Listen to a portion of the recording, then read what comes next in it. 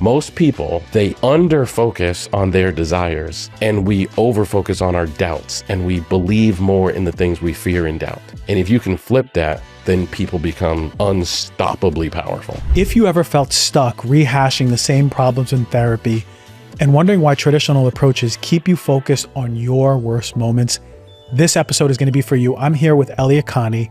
He's a psychotherapist and author who is flipping conventional therapy on its head. Instead of spending years digging into what went wrong, Elliott focuses on one powerful question. What do you want? He's going to explain to you why most therapy keeps you trapped in your problems and why looking towards your desired future, not your painful past, is the real key to transformation. You see, most people don't realize that they're steering their life in the wrong direction just by where their focus and their attention goes. But Elliott will show you how his approach completely can change the course of your life. All right, Elliott, welcome to the show, man. I am a big proponent of mental health, so I'm super excited for our convo. Perfect. You feel good? I do. I got some rapid fire questions for you that I want to ask you though, okay? Ready. All right. As a therapist, what would you say is your number one superpower? Hope. Hope. Okay. What is one thing in mental health conventionally that we're missing out on? What are we doing wrong in mental health? Wow.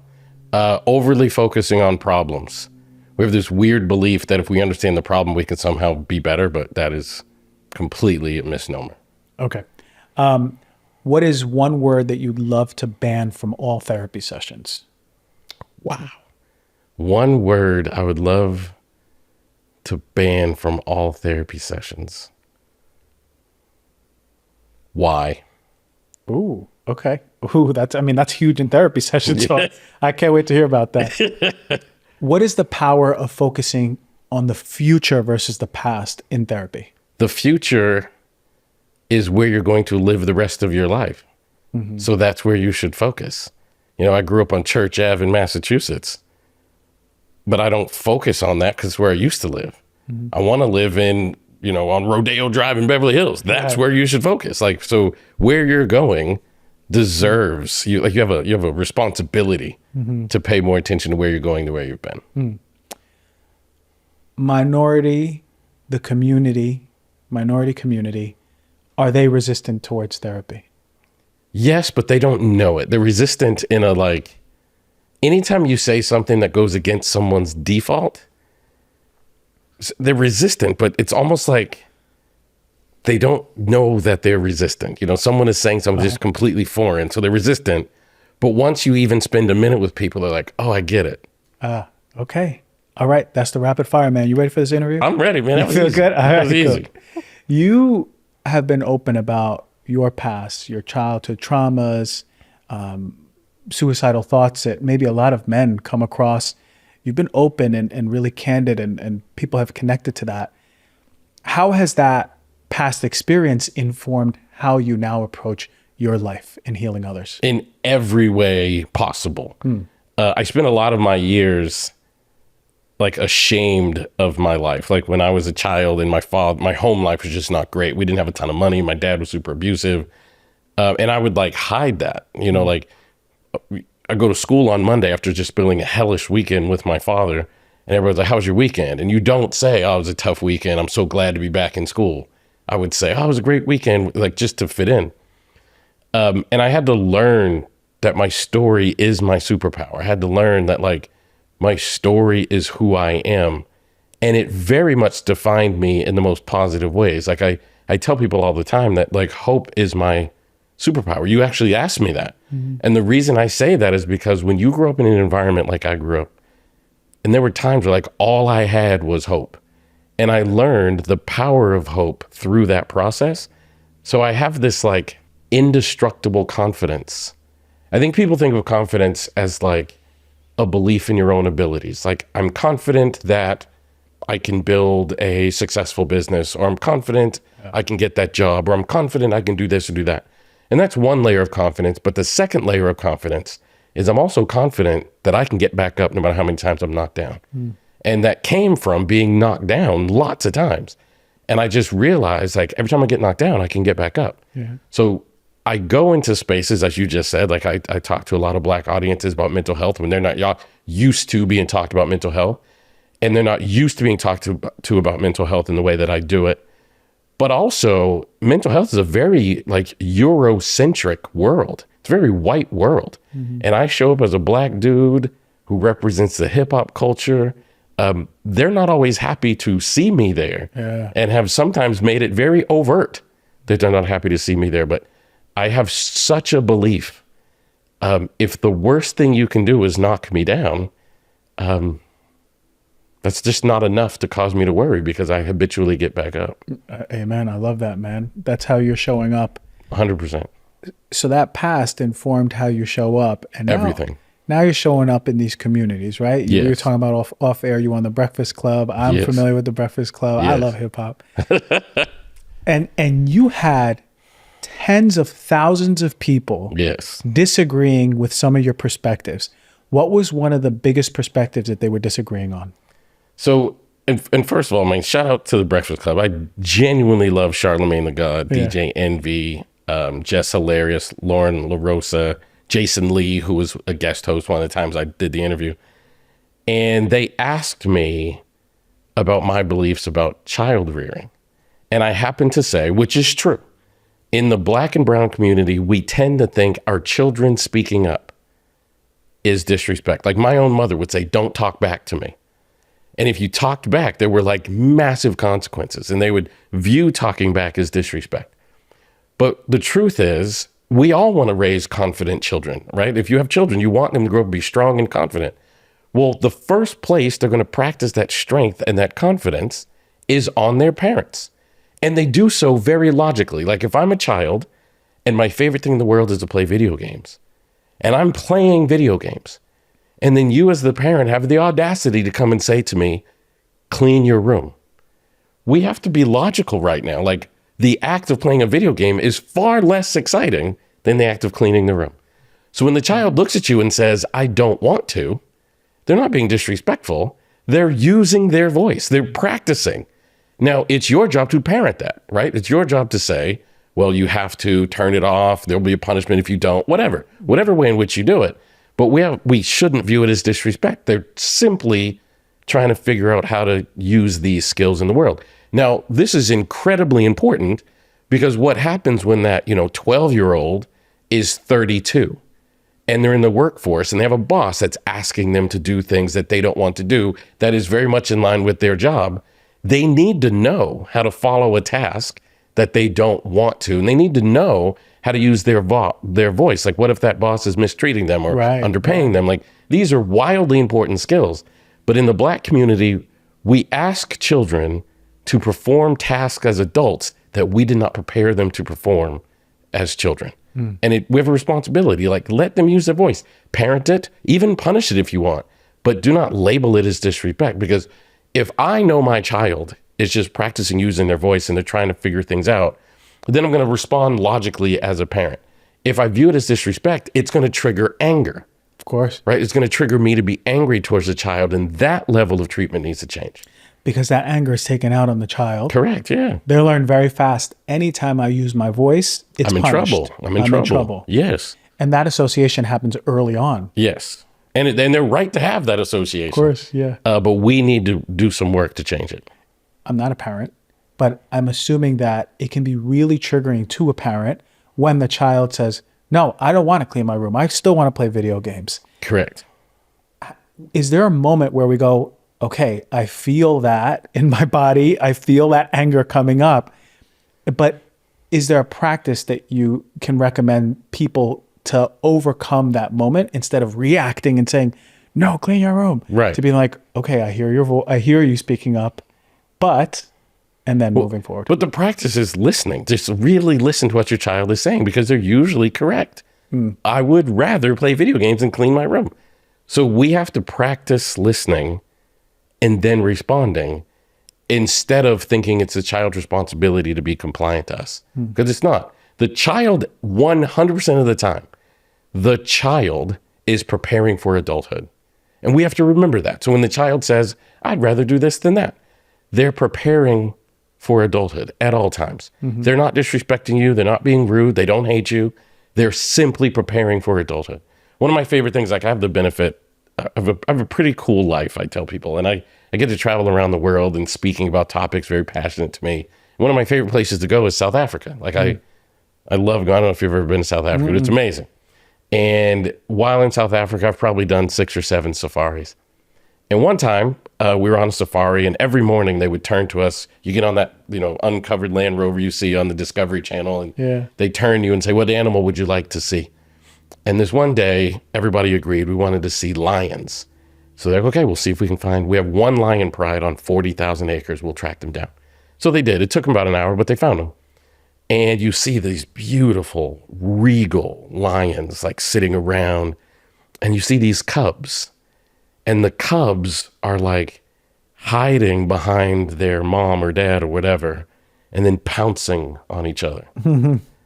And one of the people in the Land Rover said, like, "Oh, that's so sad. The kittens, the little lion cubs, or whatever you call them, are fighting." And the guy driving the Land Rover, the safari guide, said, "No, they're not fighting. They're practicing. Because one day they're going to use those pounce skills to take down prey." And I thought about that in terms of like raising children. It's like, your kids are not fighting. Like, they're not fighting you. They're practicing their pounce skills that they will one day use later in life. And we happen to know through research, I'm a pretty significant super nerd about this stuff, children who are confident, strong, and use their voice are far less likely to be bullied into using drugs or alcohol as youth. They're far less likely to tolerate bullying at all. They are far less likely to have suicidal thoughts, depression, or anxiety. And they're far more likely to grow up confident in who they are. So why not just let them say what is on their mind, and then you parent it. Versus react and shut it down. Exactly. We confuse silence. And when I say we, I mean everybody, but I mostly mean the Black and brown community. We confuse silence with respect. So we try very hard to like shut down the child's voice without realizing we're killing the very thing that we desperately want them to grow up with.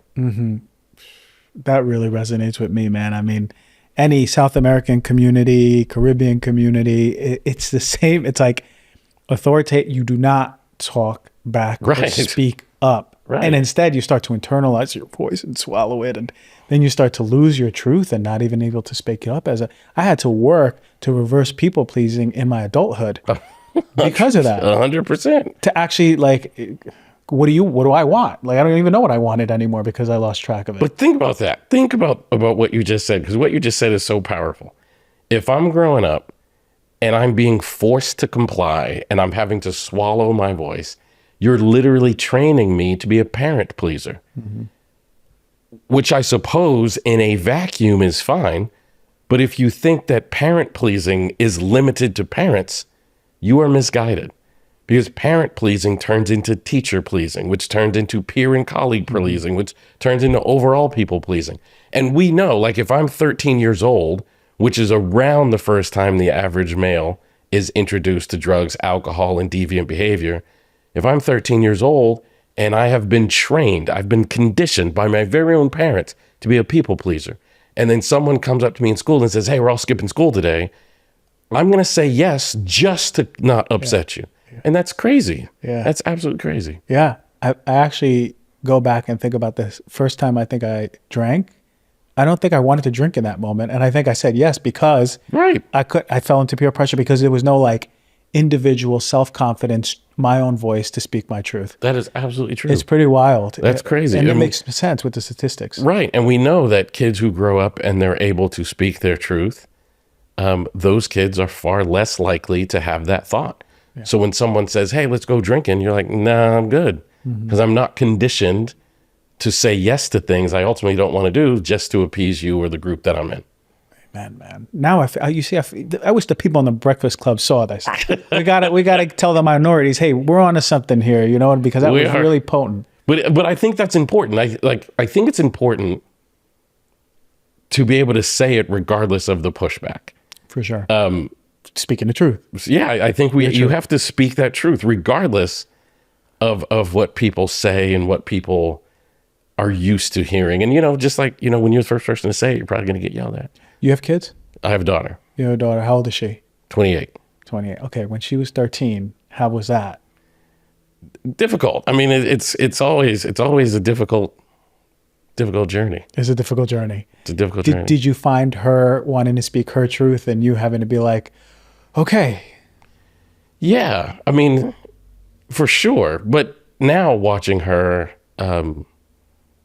it's just such a beautiful thing to watch the confidence that she moves with, and that she's not easily bullied into things. That's and right. I mean, it's a wonderful thing. She's independent. Yeah. So your approach to therapy flips the conventional approach on its head, which Yes. really ruminates on the past over and over and over and trying to dig out the past and look at these little strings and follow that and pull it out of the ground. Maybe there's a root there. Yours is really solutions focused, looking into more the future. Yes. Can you tell me, first of all, how you thought this would be a better solution? And two, how well is it working for people? Let me talk to you something that has been a total game changer in my home, and it's probably not what you think. It is an air purifier, because what we breathe in matters as much as what we eat or drink. And air quality in our homes can be filled from everything from mold spores to pollen to smoke to allergies. And air purifiers are so important. Most of them are going to be in plastic boxes, make a lot of noise. And then I discovered the Jasper. The Jasper was brought to me by my sales team, and they said, this is a fantastic air purifier. And I looked into it, and it was true. I loved it so much that I got the founder on. And what immediately caught my attention is the design. It's so many of the air purifiers are clunky, antiquated looking, 90s looking, and this is sleek, quiet, and powerful. But here's what really got me. It's built with steel, not plastic. So we're talking about machines that are actually built to last. So Jasper handles everything from smoke to mold to pollen, all the allergens that make you feel terrible without you even realizing why. Whether you're dealing with seasonal allergies, live in an area that is susceptible to wildfires or smoke, or just want the cleanest air possible in your home, get this. I am confident that you will love it. It has a lifetime warranty. Yes, lifetime. That tells you everything you need to know about the quality and engineering that goes into these units. Since I've been using my Jasper for about a year now, I have 2 running. One's on the first floor, one's on the second floor. I have 3 actually, 1 first floor, second, third floor. And I've noticed cleaner air, better overall sleep, and just an overall sense that my home environment is clean. The air is nice. We tested it. We have people come in and test the air, and they say the air is super clean. Thank you, Jasper. Go to jasper.co/DRG and use the code DRG for $200 off for a limited time. That is JASPR.co/DRG. The code is DRG. Let me ask you something personal. How has your sleep really been? And I don't mean just getting through the night. I mean that deep restorative sleep that when you wake up, you feel recharged and ready to conquer the day. I've been on my Birch mattress for 4 years now, and I can honestly say it is transformed my sleep. It is one of the best items that I have in my home. And what drew me to Birch in the first place was that it was incredibly important for me to choose a mattress that has natural materials, avoiding harmful off-gassing that happens during the manufacturing process. And to be able to sleep with a clear head that I'm not being exposed to volatile organic compounds. You see, most mattresses on the market today are loaded with chemicals, synthetic foams, and materials that can actually disrupt your sleep. But Birch takes a completely different approach. They are committed to sourcing. And I'm talking about sourcing the finest quality materials. We're talking about organic fair trade cotton, organic wool, natural latex sourced straight from nature. But what I absolutely love about the organic wool in Birch is that it's made naturally hypoallergenic, without synthetic treatments, no chemical flame retardants. All these natural materials are doing exactly what they need to do, keep you comfortable while not off-gassing.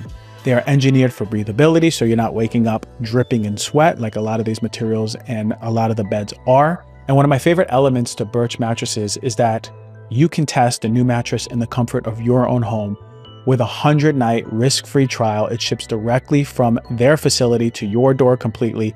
It's rolled up in a box, and it's incredibly easy to use. They really believe so strongly in their mattress quality that each one warrants a 25-year warranty. I want all my listeners to enjoy deep, restful sleep with the new Birch mattress. Go to birchliving.com/healthyself for 20% off site-wide. That is birchliving.com/healthyself, and you're going to get 27% off of your mattress.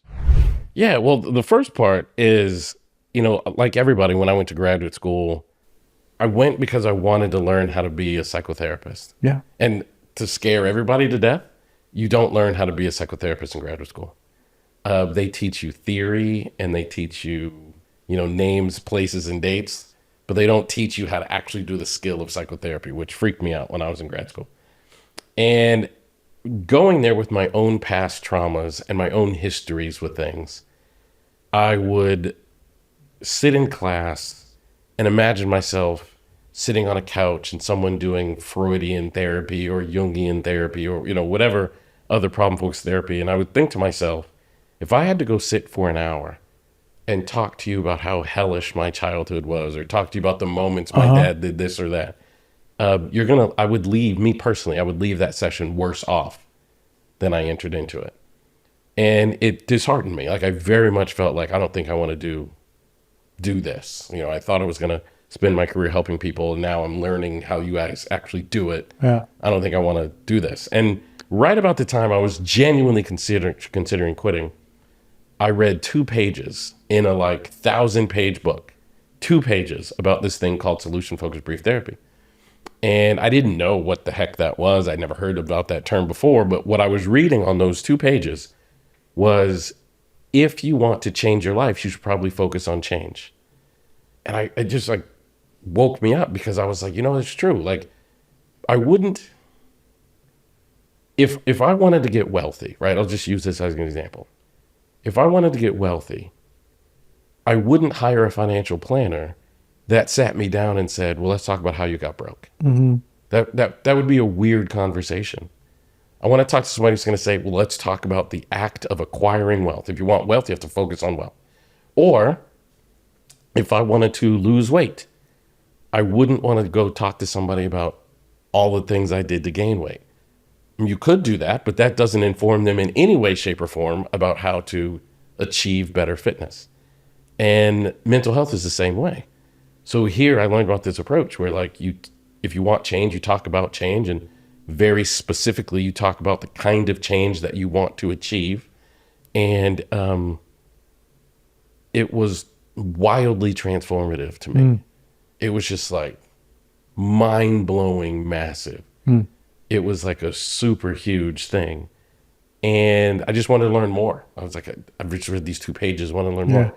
So I started reading all these books and getting really interested, and that became what I dedicated my life to. And it is a very effective way of doing therapy. And there's a ton of research about it. I did not invent it. Yeah. I'm just kind of the big torch holder of it now. But it's such a beautiful way to talk to people and help them achieve change. What would a example of that look like? Let's say that I mentally keep sabotaging all of my relationships. So would you start looking forward into okay, here are the things that we want you to do to maintain a healthy relationship, versus just talking about whoa, why do I keep sabotaging my relationships? Or where does this come from? Or my mom did it, or my dad did it, or my aunt did it, or this or that. Yeah. How do we move forward in a conversation like that? You ask good questions. And I'll do my best to explain it succinctly.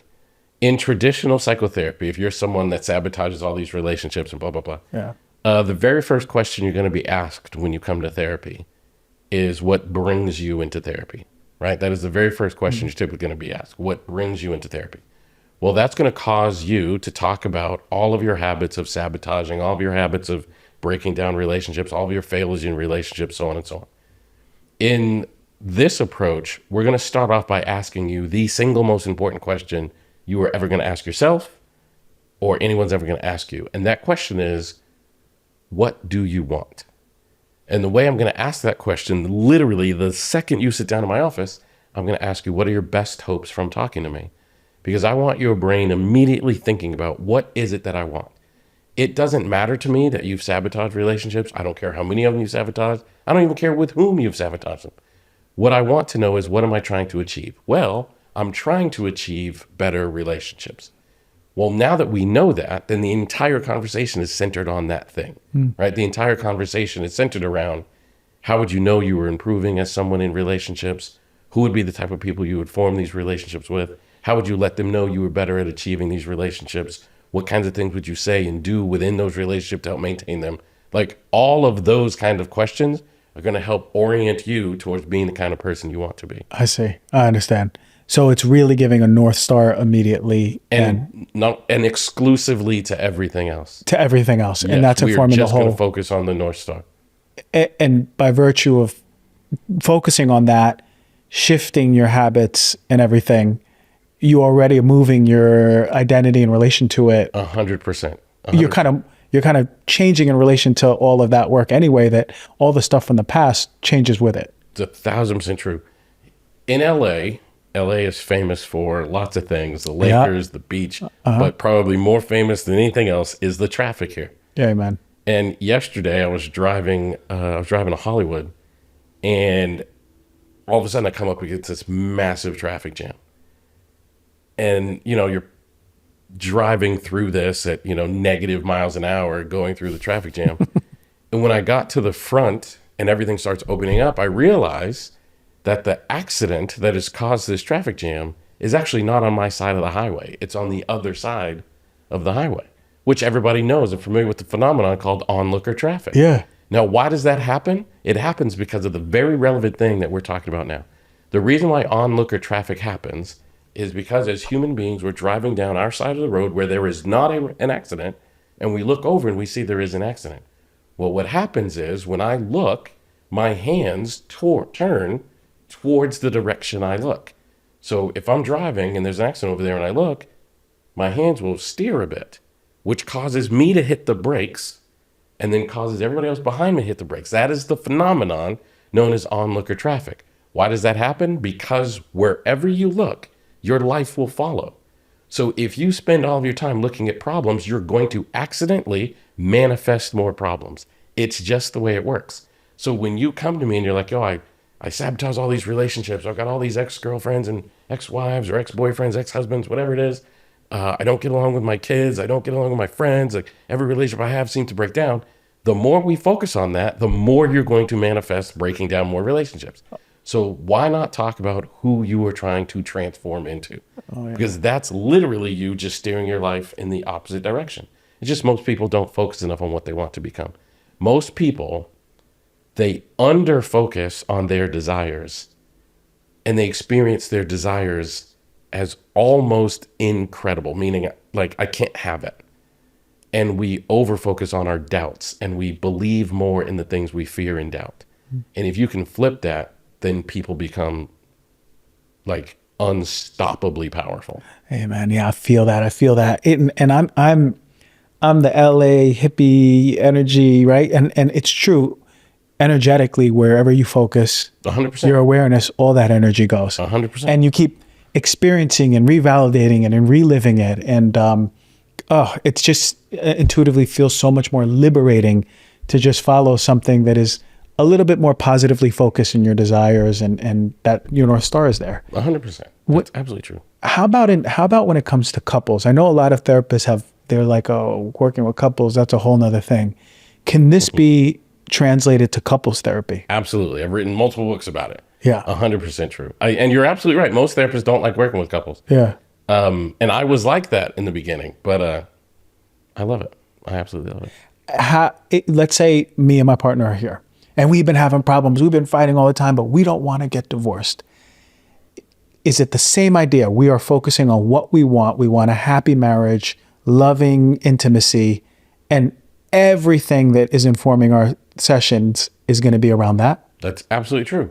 Most couples get themselves into trouble because they're actually not focused on healing the relationship. They're focused on changing their partner into what they think their partner needs to do to fix the relationship. Yeah. Which turns into a fight. Like if I want the relationship to work, I'm going to be like, wear less purple. Because in my head, people wearing purple pants aren't good at relationships. Right. And you're inherently going to be like, no, I'm going to wear the kind of pants I want to wear, and I don't want you to be able to control me, blah, blah. And you will spend years in that dynamic.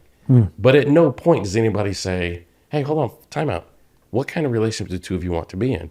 And people give very clear examples of that. I want to feel loved. I want to feel desired. I want to feel heard. I want to feel understood. I want to feel respected. So let's start building that. Like, let's start talking about a relationship where you're feeling loved and heard and valued, desired, and all of those things. And very, very quickly, people's lives and relationships turn around. Like it's instead of focusing on all the things that you said in the past, all the things you did. If this is our North Star, we're going to focus on it. our whole experience is going to be around that new experience. Well, it turns into a massive argument Yeah. because all we argue about is the purple pants. Yeah. Like I can remember my parents would argue. I honestly don't even remember them having like a regular conversation. Everything turned into an argument. And I remember one day my dad had a super bad temper, and when he would argue, he would like pick shit up and throw it. And they had this lamp it was like the lamp of my childhood. It was the lamp in the living room. And one day they were arguing. My dad picked up the lamp and he threw it, and it broke. And my mother said, like, "Oh, great, you broke the lamp." And my dad said, "Who cares? I bought it." They then spent years arguing over who broke the lamp. And as a kid, or who actually bought the lamp. And I would watch that for years, and I would just be like, who the hell cares? Like you're arguing about something that does not matter. And most couples argue about stuff that does not matter. They just don't realize it because in the moment you think it does. If I literally come into this relationship believing that people who wear purple pants struggle in relationships, I don't realize that's a stupid argument. Yeah. I actually think if I could somehow convince this man to stop wearing purple pants, it will improve the relationship. So we get into a power struggle. Now, psychologically, I can tell you, the moment you've entered into a power struggle, you've already lost. Yeah. You can't win because human nature is as such, especially in couples. The moment I say, no more purple pants, your brain is going to trigger the stubbornness and say, if I comply, you think you can control me. I don't want you thinking you can control me. So thus, I'm going to wear even more purple pants, which will trigger me to be like, this person's crazy. Why do they keep doing the thing that I don't want them to do? You know what happens? They come to my office and they're like, I don't think that he respects me anymore. And if I were to say, why not? They'd say, well, because he keeps doing the thing I don't want him to do. But instead, if I like, what kind of relationship do you want to create? And then you start asking really powerful questions. Like if you woke up tomorrow and you were in the kind of relationship that you're telling me you want to create, how would you let him know? And then people say these unbelievable things. Like I would make sure he knew I loved him regardless of what color pants he had on. And it's like a huge moment because you spent years arguing about this one minute thing, but we just diffused it in minutes, literally minutes, because you very quickly able to remember, like, wait a minute, what he wants is to know that I love him regardless. So if I can show him, you know what, whether I like the purple pants or not, I want you to know I love you regardless of what you're doing, then that, like, it opens up the window for you to change. And now you're like, you know what? I'm much more capable of wearing less purple pants. And I'm much more capable of showing you that I love you without conditions attached to it. And it's a very powerful way to have a change conversation, for sure. Yeah. Really potent, right? Yes. It gives a new perspective. What is the biggest obstacles that are coming up? Because there has to be some blocks where people are like, okay, future focus, I'm ready to do this. I have a vision and we're working towards it. There's got to be some things that sabotage that. No. I mean, maybe there are. I wouldn't view it that way. So do people almost always successfully start reaching towards that new transformative sense of self? Yeah, you can't help it.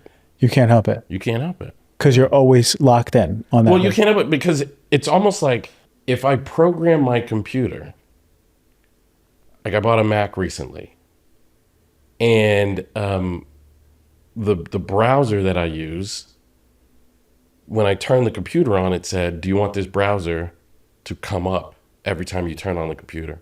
And I hit yes. So now my computer's programmed to do exactly what I told it to do. Human beings are programmed to do exactly what their vision tells them to do. It's just most people are looking at the wrong thing. Most people are pursuing comfort, not change. Most people are pursuing what makes them comfortable, not what makes them fruitful. So if you can shift someone's perspective from comfort to fruitfulness, or even more powerfully from comfort to purpose, then it's not an obstacle. Like you just cannot help it. You literally can't help it. So and I want to be clear that you ask, as you tend to do, I'm realizing you ask really good questions. And that's a really good question. But I don't view it as an obstacle. I think that people just sometimes struggle to answer these kind of questions. But of course you do. That's like if I ask you to throw a ball with your offhand, like you're going to struggle at first because you're not used to that. Yeah. But once I talk to you about what is most desired, you literally cannot be the same. It is a physical, literal impossibility. You cannot be the same you were before you had the conversation. I love that, man. I feel so inspired myself over here, man. You got me ready to climb up a tree and scream and start preaching myself, you know? You mentioned that when the pandemic happened, 2020, it was particularly tough for you because you had your own awakening that there was still trauma within you. Yes. How did that transform you and your practice? And what was that moment where you said, "Holy shit, I'm still holding on to my own stuff"? I'll never forget. So I got to go back a little bit. When I was 13 years old, there was a kid in my neighborhood whose older brother took his life. And that was a very life-changing moment for me because that was the day I learned that suicide solves problems, which is not a good lesson to learn. And I spent a lot of years kind of overcoming those thoughts. Now you fast forward to 2020 and I don't know, 42 at the time, 43, whatever age I was. I hadn't had a ton of suicidal thoughts in a really long time. And I will never forget March 11th, 2020. I was sitting at my desk and by this time I'm one of the biggest speakers in the world. And I've got, I don't know how many dozens of speaking engagements on my calendar. And I'm sitting at my desk and I have a TV in my office. It was a basketball game. The Oklahoma City Thunder were playing the Utah Jazz. And that's just there. And I'm working on a PowerPoint presentation for a huge conference I'm doing this coming up. And I watched a man in a suit run onto the basketball court. And he was like waving his arms. And then the announcer said, "We don't know what's going on. We're going to go to commercial. We'll be right back." They come back and a player by the name of Rudy Gobert, who at the time played for the Utah Jazz, had tested positive for COVID. And that was it. They're canceling the game. The next day, they canceled the season. That same day, the NCAA basketball tournament going on. Everything started canceling, including my dozens of speaking engagements. And it's funny, you work so hard and you have this very successful brand and business, and it was worth nothing almost overnight. And for about 2 weeks, I just laid on my couch battling suicidal thoughts, realizing that that lesson I had learned at 13 is still in me, I knew that suicide was a way to solve a problem. I didn't want to do it. It was just this is really bad. I'm going to lose my home. I'm going to lose things that I don't want to lose because I've just lost all of my revenue, my livelihood. And it was another moment, man, where I realized that hope is such a powerful thing. I mean, hope, if there's one thing I want people to learn is you need hope before you need anything else. I don't care how difficult it is. I don't care how dark the situation. Don't look for solutions. Don't look to fix anything. Look for opportunities to experience hope. Now, what happened for me, and I was like, man, just another beautiful reminder of how important hope is. And remind myself that no matter what you're carrying, as long as you're carrying hope with you, it'll change your life. I'd gotten into a lot of trouble in my field about 2 or 3 years before 2020 because I could see the way that education was going. So I started putting a lot of my training material. By this time, I was very recognized for teaching people about solution-focused brief therapy. And I was one of the first people to start putting that content online via YouTube and different ways to buy my courses and making a lot of stuff digital. And people were furious with me. You shouldn't teach therapy online. And that's not how people should learn this. But I just thought, man, we're heading towards a world where everything is going to be done online. So I'm going to put my stuff there. I was 3 or 4 years before COVID. And I wasn't making a ton of money doing it. At this time, taking stages was by far the most lucrative thing I was doing. But then that all went away. And in the middle of my depression in 2020, I remember literally laying on the couch, not showering, not changing clothes for a week. And I got up to go brush my teeth. And I was brushing my teeth and I got a notification on my phone that someone had bought something for $97. Just some weird digital thing I put on my website. Someone just went to my website and bought something. And I was like, man, I'm going to need way more than $97 to fix this problem. And about an hour later, I was in my kitchen getting a drink, and I got another notification that someone else had bought another thing on my website for $97. And I thought, too little, too late. And then about an hour later, a third person had gone to my website and bought a thing. And it was almost like God, like tapping me on the shoulder and being like, this is not, these aren't purchases. These are like little dollops of hope. Because after that third one, I thought, wait a minute, the whole world just went online. I've been putting content online for 4 years. I'm 4 years ahead of everyone else in my field. Let me see if I could like transition my business from an in-person business to an online business, which I didn't know it at the time, but everyone had to do that. Like everyone had to figure out how to go from an in-person business to an online business. The difference was I had built a library over the course of 4 years. I had 4 years worth of material. And the very next month I made $100,000. Amen. And I was like, what? The very next month, that year, I had a 7-figure year. We have not had a 7-figure year before that. And we've not had a 7-figure year since. And I share that to say, like, you just have to find opportunities for hope and just lean into them and just like be there. And I came out of that and I just thought, like, it took me however many sales to get to $1 million, and it took me however many sales to maintain that, 7-figure status, whatever. But it took me 3 sales to get hope again. 3 sales. 3 sales. Those, I wish I'd like screenshot who those 3 people were, because 3 people saved my life. Holy Completely shit. saved my life. Yeah, man. Thank you. I sometimes think, like, what would have happened if I didn't have notifications on my phone? Right. I wouldn't have even known that those 3 people bought. Like, it's so random, but like those 3 notifications that came into my phone saved my life. Now, I don't know that I would have, taken my life that day, but I know, I'm telling you, that could not have gone on indefinitely. Something was going to have to change. Yeah. And God sent 3 people in my life to just visit my website and give me $97. Now, $97 times 3 is $291. And $291 does not solve your problem when about $500,000 of speaking revenue over the next however many months had walked out. But $291 brought me hope, and that's all I needed. And that's a change, man. Thank you for sharing that, because so many people out there are in a space like that. Yes. Hopeless. Yes. Down and out. Like, what the hell am I going to do? Yeah.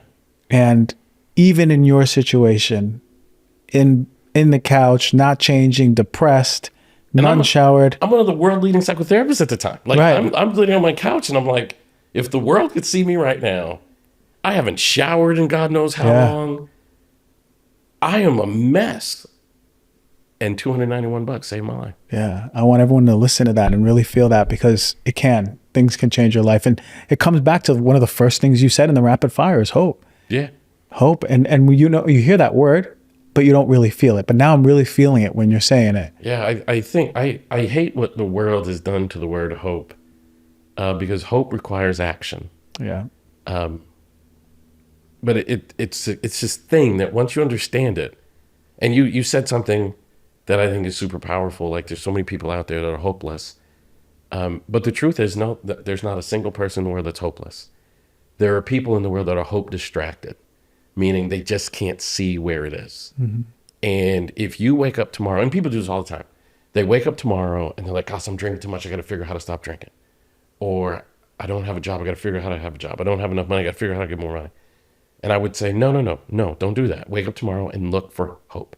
Find hope wherever it lives in your life. In my life, it lived in that $291. Hey, man. But find hope. Because if I hadn't noticed that, I would have tried to find a job. I would have tried to do, whatever. But the truth was, like, that's where hope lived. And hope is always your North Star to the activities that you should be doing. Yeah. And because I did that, it literally made me a millionaire. Like, literally. I wouldn't be sitting here talking to you if not for me realizing, like, holy cow, like, that's where hope was. And hope is such an amazing thing, man. Like when I had that $291, my brain was like, I wonder if I can turn that $291 into $600. Like that was it. It wasn't like, how do I turn this $291 into this $1 million company? It was just like, if I made 3 sales today, can I make 6 tomorrow? So I like try to figure out. I was online researching how do you get more people to your website. I was literally Googling that just to see if I can get 6. And once I got 6, I was like, okay, we're doing something. We're doing something. Yeah, can I get 12? And I'm like super Googling, how do you drive people to your website? And then once I got 12, I was like, can I get 20? And before you knew it, it was life-changing. But people should look for hope, not try to solve things. I love that, man. You have been in the therapy world for quite a while. Yes. And you are a minority in this world. Yes. Okay. And by a factor of everything. Like hundreds. Yeah. It's like 1 per every. A lot. So this is to pique my interest. Did you ever experience racism? 100%. In this field? 100%. Yeah. And how has that looked? It has looked the way racism always looks. It was covert at times. It was overt at others. I remember in 2008, which is when I gave my first talk at an international conference. Someone walked up to me and said, "You're going to cause trouble." I was like, "What are you talking about?" But in hindsight, I realized what they were warning me. They were literally warning me that people won't like, because I didn't look like everyone looked around. And I knew that. I went to this conference and I was like, there's not a lot of black people here. And it caught me off guard. But to be honest with you, I didn't anticipate the level of racism I was ultimately going to face. But going back to what I said earlier about my childhood, and I had already learned about myself that I can do hard things. So by the time the racists were trying to kill my career, my attitude was like, good luck. I've survived way more than you people are capable of delivering to me.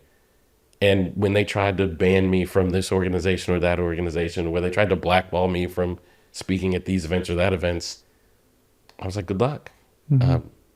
I will figure out a way to succeed. And now I have the biggest my following is bigger than every organization who tried to blackball me combined. And it's bigger by quintuple. It's not close. The size of my audience and reach and business is so much bigger.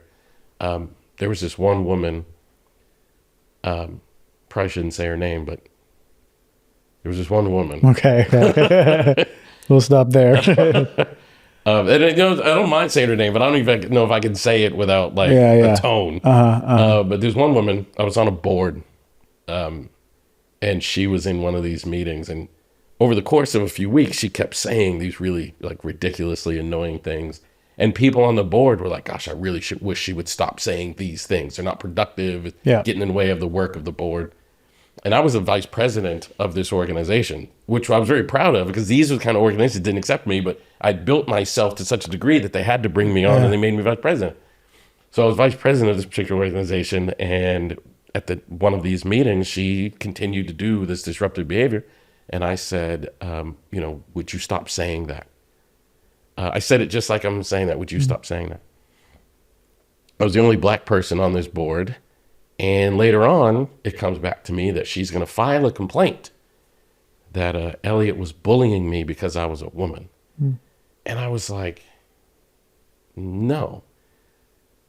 And it was a moment for me where this is an opportunity where I have to teach a lesson here. I think racism lives in the shadows, and it's my responsibility, our responsibility as people of color, to shine a light on it. And I was very aware in a different context, but this is exactly what happened to Emmett Till. Now, I don't know if you know the story of Emmett Till in Mississippi, but a white woman had an interaction with Emmett Till, labeled that interaction as somehow negative to Emmett Till, and he lost his life. 70 years later, a white woman had an interaction with me, is labeling that interaction negative and trying to cause me to lose my career. And there is no way. So I decided I'm going to teach these people a lesson. I'm going to show them that you can't just do this anymore. I have a very large following, and I have a cameraman, and I have a platform. So I made a 58-minute video explaining all of these things that happened. And that woman's career has never been the same since. Wow. Because you just can't do this in the shadows For sure. anymore. Like it just cannot happen. So I've been dealing with racism my whole career. And I think just by default, like people don't like systemic change. We literally living in a world, which I can't believe, but we're living in a world right now where we have vilified the phrase DE&I, right? We've vilified this as if it's like this horrible thing. And I'm like, so if we break this down, if you tell me you are anti-DEI, that means, like, let's use the actual words. That means you are against diversity. You don't think the world should be diverse, which tells me that what's the opposite of diversity? Exclusion, right? You want the world to look exactly as you do, and that's insane. We break down the word equity. So you don't want things to be equitable. You actually are saying overtly, I want things to be unfair as long as that unfairness tilts in my way. And you're not interested in inclusion. You actually believe that some people should be left out. We live in a world where that's the truth. Like people believe this. And not in my field anymore because there's a black man who's the leader of the field and they have to live with that. Yeah, I feel that, man. Thank you for sharing that story and those stories. Overall, it's just really potent. I don't think that people understand struggles that arise over time for people of color, and it's really important that we're all informed. And thank God my audience is open-hearted, wanting to learn, wanting to feel connected. I got a big Latin community out here, you know what I mean? And it's really potent information. You have this dope book right here. It's right next to me. I see it. Yes. Change Your Questions, Change Your Future.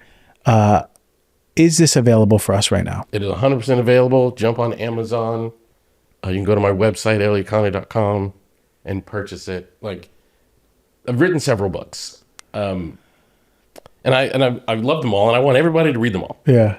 But this one, honestly, I really want everybody to read. Like literally everyone on earth. We talk a lot about like self-talk, but we don't talk about what to say. Yeah. And we don't explain to people the most powerful thing you could ever say to yourself is a question. Questions like, what do I want? We don't ask ourselves those things. When you ask yourself, what do I want? The answer will put you on an uncomfortable path. But that uncomfortable path is so rewarding. We don't ask ourselves, but what if I succeeded? We always ask ourselves, what if I fail? Yeah. What if it goes badly? But what if it works? Yeah. So this is a book about literally how to like use the art of asking questions to completely change your life. And I can honestly tell you, the difference between successful people and unsuccesssul people is the questions they ask themselves and others. That's the difference. That's the sole difference. Is when I see like a gazillionaire or a famous actor or actress or however you define success walking down the street and someone who does not have success, the most profound difference is the question they ask themselves and others. Really? That's it. And we are going to learn how to ask the correct questions for ourselves. Yeah. Yeah. I mean, the most useless question, the best example I can give is the most useless question. When something bad happens to somebody, they say, why me? Yeah. It's a useless question. It doesn't guide you anywhere, but we all ask it. But there are certain people that when something bad happens to them, they ask themselves, what am I supposed to learn from this? And that's a like wildly different experience and will lead to a wildly different outcome. I feel that, man. I'm excited to read the book myself. Yes. We can get it on Amazon. All your other books are on your website They're too. all on Amazon. All on Wherever Amazon. you buy books, you can get the books. But this is the one that, if I died tomorrow, this is the one I'm pleased I left on the planet. Hey, man, that's the legacy book. How do we find you? A website, Instagram? Go to my website, elliottconnie.com. Just spell it with 2 L's and 2 T's. And Instagram, Facebook, all those places. Elliott Speaks, @Elliott Speaks is my handle across all platforms. You can find my YouTube channel, Elliott Connie. I love that, all those man. places. Man, much respect to what you're doing. Thanks, The fam. things you're facing, the standing in the face of criticism, even on the big shows and the comments, putting out your legacy out there. I mean, what I feel is a strong, stable, grounded man who really who trusts his passion, trusts his word, Facts. and doesn't move and is unwavered. So that's truth, and that's a healthy man. I appreciate that, man. Thank you so much for having me, man. All right, brother.